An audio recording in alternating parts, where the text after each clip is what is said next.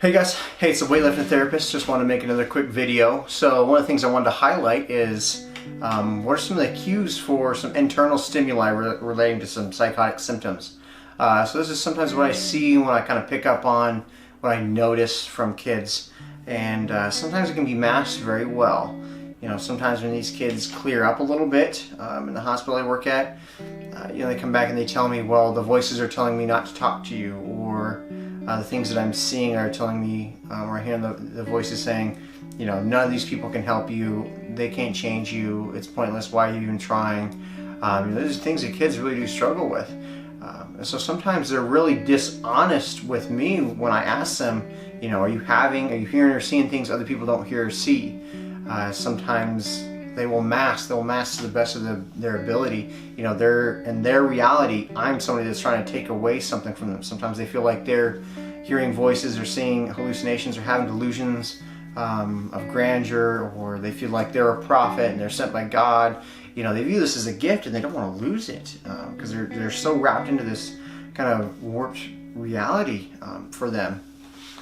And so sometimes I have to rely on really subtle things, and I've gotten a little bit better at recognizing. At first I just would chalk it up to just somebody being bizarre, even being educated about it.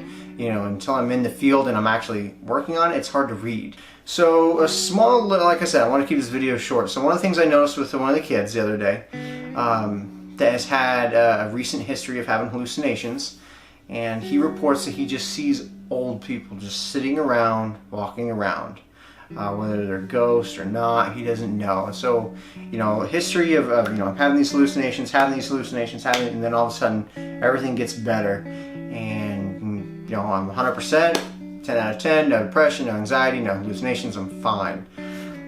But on the same end, he's starting to have an uptick in behaviors.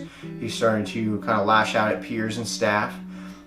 He's starting to kind of have shutdown moments, and I'll just kind of describe that. I was in group, and we were having a process group. Each kid was kind of sharing something that's bugging them on the unit, and I was hoping to use this as an opportunity also to get a read on this kid, because I knew he had a kind of a meltdown earlier in the day over something really relatively small. And so I tried to ask him, let's talk about this, what's going on? And he came back, and I got literally no response, nothing. But I noticed as he started to sit back, he started to kind of get a flushed red face. It was almost along the lines of an anxiety attack, but then I noticed him starting to look around the room, starting to cry as he's looking around the room. And it's just like, oh my gosh, okay, well, we have, he's responding to external, possibly internal stimuli. This leans more towards the external. He's looking around, looking at nothing really in particular, and shutting down, no eye contact with me, and just not responding. And then the next day, I tried to ask him, tried to encourage him. Again, I'm not 100% sure. Hey, you need to talk more. You got to be a little bit more open. And I started to challenge him just really lightly. He starts whispering under his breath, looking down and kind of whispering under his breath. It looked like he was having a dialogue. It looked like he was having a dialogue with somebody that's inside of his head. He was talking to himself. You'd have to kind of see the whole context to get that picture. But, kind of reinforced, okay, so it's not one thing in itself, maybe not a big deal, maybe not one thing, you don't want to jump to conclusions, but okay, we're having the behaviors, we're having the, looking around the room, responding possibly to external stimuli or seeing things, appears to be talking to oneself, anxious, more isolative, shut down. Okay, so all these things together, it's looking like, okay, this is what it is, and maybe there's some psychosis going on there. The doctor wasn't seeing it at the time, so I'm just, raising all the alarm bells. Hey, this isn't getting better. This kid's masking. He's trying to cover this up. This is basically kind of a raging dumpster fire underneath. Things aren't being taken care of, and he's presenting well enough to get by. So anyhow, that's a little bit of the process I go through at a really fundamental, basic level.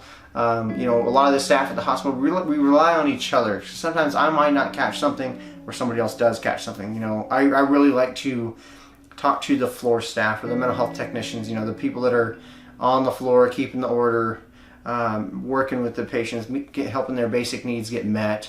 Sometimes they're kind of looked down upon or not recognized or respected. I really rely on those non-clinical people sometimes have the best information, and I really rely on them and nurses, other people. I don't just think that, okay, well, I went to college and I've got my, clinical degree here, and, I know how to assess this. I rely on a lot of other people to help me build a better picture.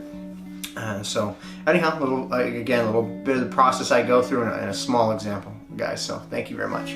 Bye.